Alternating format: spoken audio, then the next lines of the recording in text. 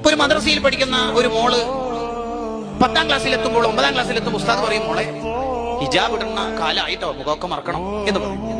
ഈ കുട്ടി അങ്ങനെ ധരിക്കണം, ശരീരം മറക്കണം. ഫാത്തിമ റളിയല്ലാഹു അൻഹ, രാത്രിയാണ് എന്നെ കബറടക്കേണ്ടത്, കാരണം രാത്രി കബറടക്കിയാൽ എന്നെ പൊതിഞ്ഞ കഫം കൂടെ പോലും ആരും കാണൂലല്ലോ എന്ന ചരിത്രമൊക്കെ ഉസ്താദിന്റെ അടുത്ത് കേട്ടപ്പോ അങ്ങനെയായിരുന്നോ ഫാത്തിമ ബീവിയുടെ ഒക്കെ സൂക്ഷ്മത പറയാനുണ്ടോ? മറയില്ലാത്ത മയ്യത്ത് കട്ടിലാണല്ലോ നമ്മളെ നാട്ടിലെ കൾച്ചർ.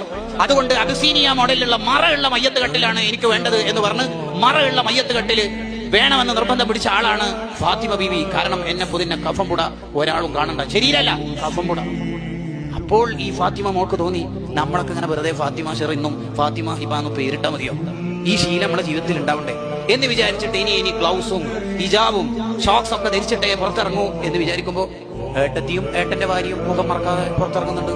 മത്സ്യം വിൽപ്പന നടത്തുന്ന ആളുടെ മുമ്പിലും ഗ്യാസ് സിലിണ്ടർ കൊണ്ടുവരുന്ന ആളുടെ മുമ്പിലും ഉമ്മ എന്തെല്ലാം വർത്താനം പറയുന്നത് കാണുന്നുണ്ട്. പിന്നെ ഈ കുട്ടി എന്താ ചെയ്യണ്ടേ? അതാണ് ഇവിടെ പറയുന്നത്. വീട്ടിൽ ഫ്രെയിം ചെയ്ത് കൊടുക്കണാണ് കുട്ടി സ്വീകരിക്കുക. കുട്ടി അതല്ലേ സ്വീകരിക്കുക. മദ്രസയിൽ നിന്ന് പഠിക്കുന്ന അക്ഷരങ്ങളാണോ അവരുടെ ജീവിതത്തിൽ ഉണ്ടാവുക? കലാലയത്തിലെ തിയറിയാണോ ജീവിതത്തിൽ ഉണ്ടാവുക? അല്ല. വീട്ടിൽ അനുകരിക്കാൻ പറ്റുന്ന ആരെല്ലാം ഉണ്ടോ അവരുടെ ജീവിതം എന്താണോ അതാണ് ഉണ്ടാവുക. സഖാഫിന്റെ ഭാര്യക്ക് പറഞ്ഞ നിയമമൊന്നുമല്ല ഹിജാബ്. ഹാദിയൊക്കെ പഠിക്കുന്ന മോളെ കൂട്ടിയിട്ട് ഉമ്മ എവിടെങ്കിലും സഞ്ചരിക്കുകയാണെങ്കിൽ ഉമ്മക്ക് ഹിജാബ് ഇല്ല, കയ്യോറില്ല. മോക്ക് ഹിജാബ് ഉണ്ട്, കയ്യോറുണ്ട്. ഇതേത് നിയമം? ഇതേതോ നിയമം? ഇതേതാ നിയമം? അങ്ങനെയുണ്ടോ? 2 നിയമം? പുതിയ നിയമം പഴയ നിയമമാണോ? അതാണ് ഈ പറയണത്.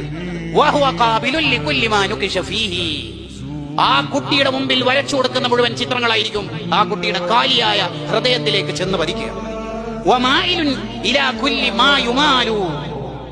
ആ കുട്ടീന്റെ വാപ്പാന്റെ അടുത്തുനിന്നും ഉമ്മാന്റെ അടുത്തുനിന്നും കാണുന്ന ഒക്കെ ആ കുട്ടി പഠിക്കും.